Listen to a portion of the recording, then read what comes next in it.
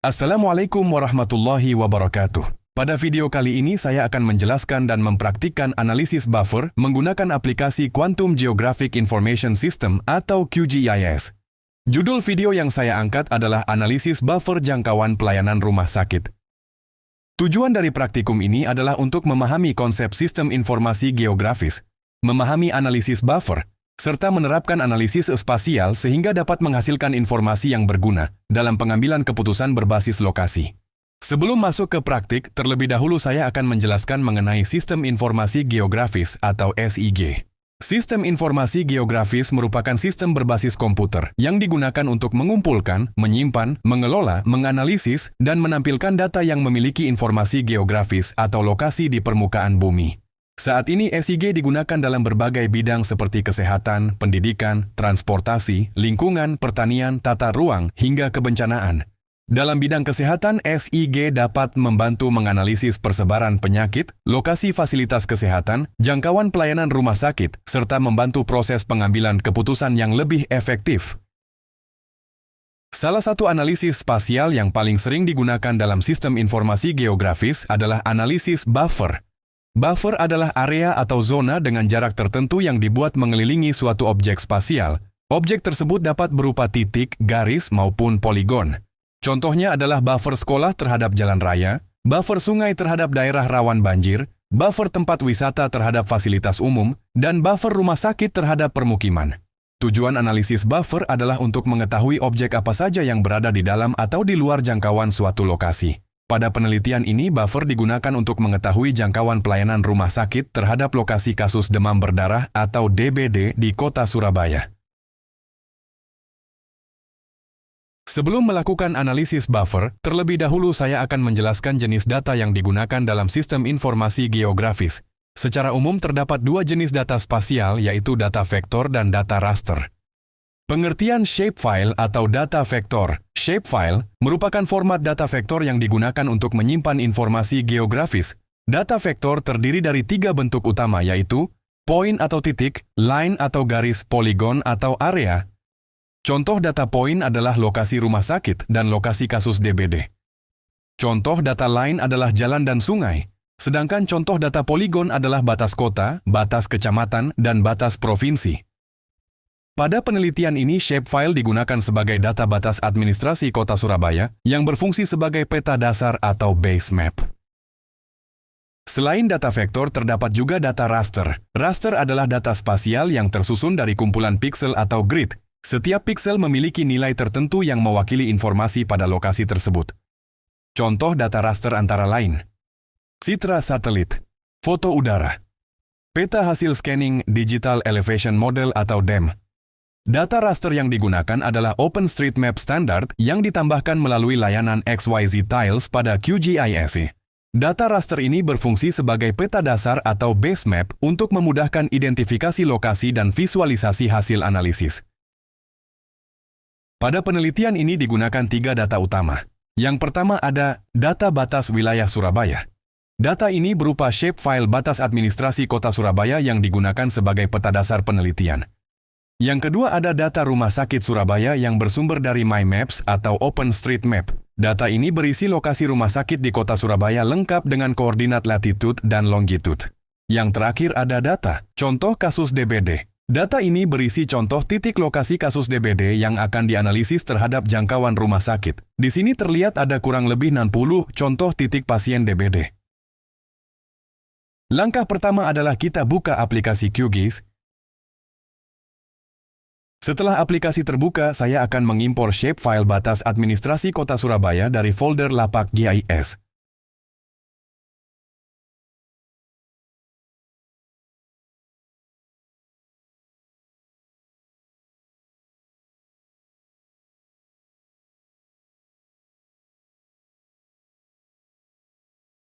Lalu kita ubah warnanya supaya terang, dan tambahkan label agar ada keterangan daerahnya.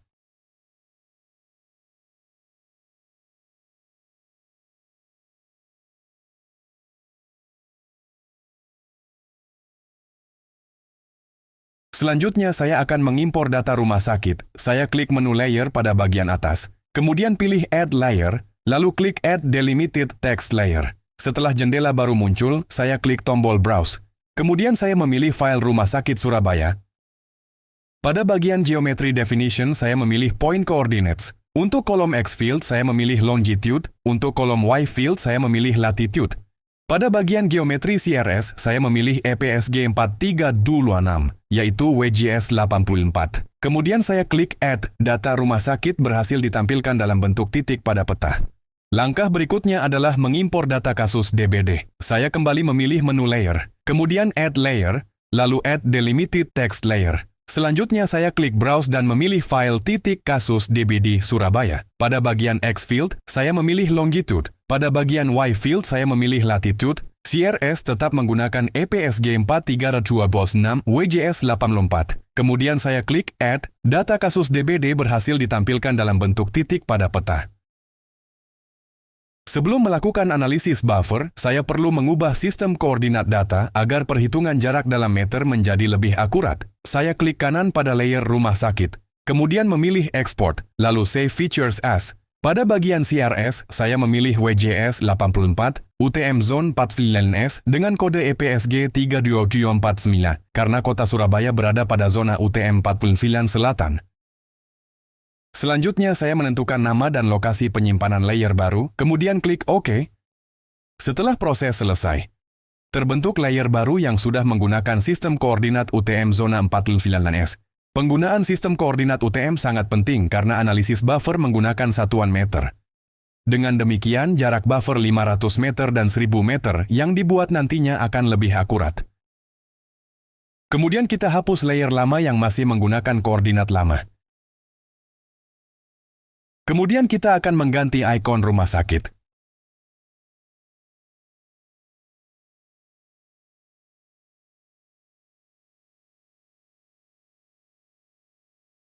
Langkah berikutnya adalah membuat buffer. Saya memilih menu vektor, lalu Geoprocessing Tools.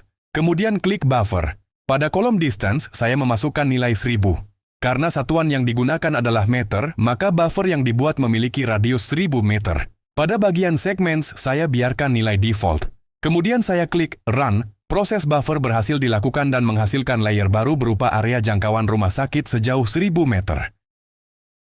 Selanjutnya, saya membuat buffer kedua.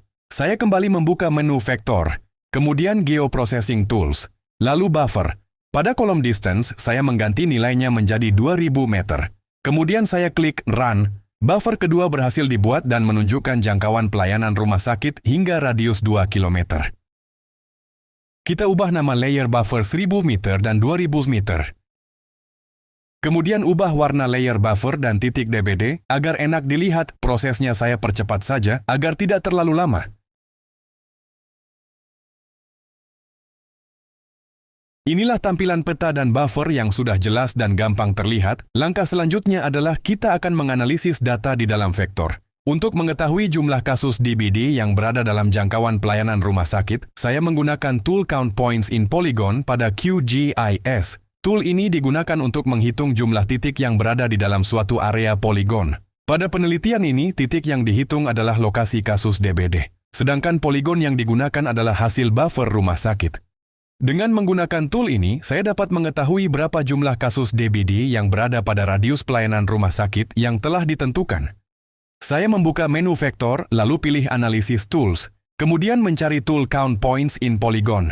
Selanjutnya, saya memilih layer buffer 1000 meter sebagai layer poligon dan layer kasus DBD sebagai layer titik. Setelah parameter diatur, saya menjalankan proses dengan menekan tombol Run. Kemudian saya ubah nama layernya jadi hasil buffer 1000 meter.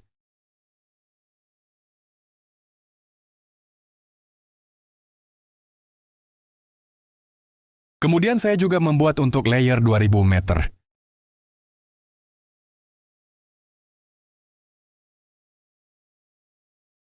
Setelah menggunakan tool Count Points in Polygon, hasil perhitungan dapat dilihat pada kolom 6 points. Kolom ini menunjukkan jumlah titik kasus DBD yang berada di dalam area buffer masing-masing rumah sakit. Sebagai contoh, Rumah Sakit Adi Husada Kapasari memiliki nilai 6 points sebesar 6, yang berarti terdapat 6 kasus DBD yang berada dalam area buffer rumah sakit tersebut. Langkah terakhir saya menambahkan Basemap OpenStreetMap atau OSM Standard melalui menu Quick Map Service, klik OSM, dan klik lagi OSM Standard. Basemap ini digunakan sebagai peta dasar agar lokasi rumah sakit dan kasus DBD lebih mudah dikenali dan membuat peta lebih hidup.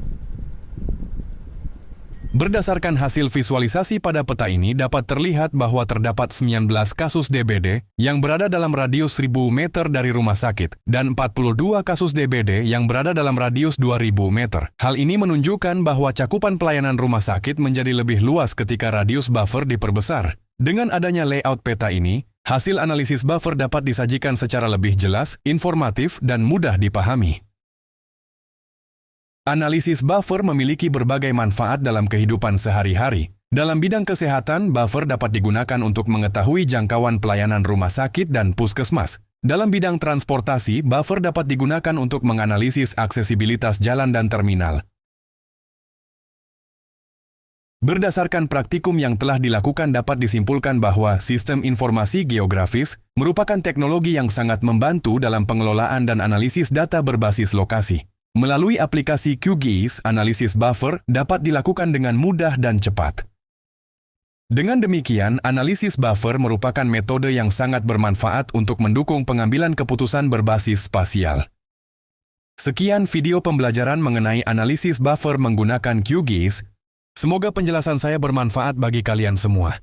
Terima kasih dan mohon maaf atas segala kekurangan. Wassalamualaikum warahmatullahi wabarakatuh.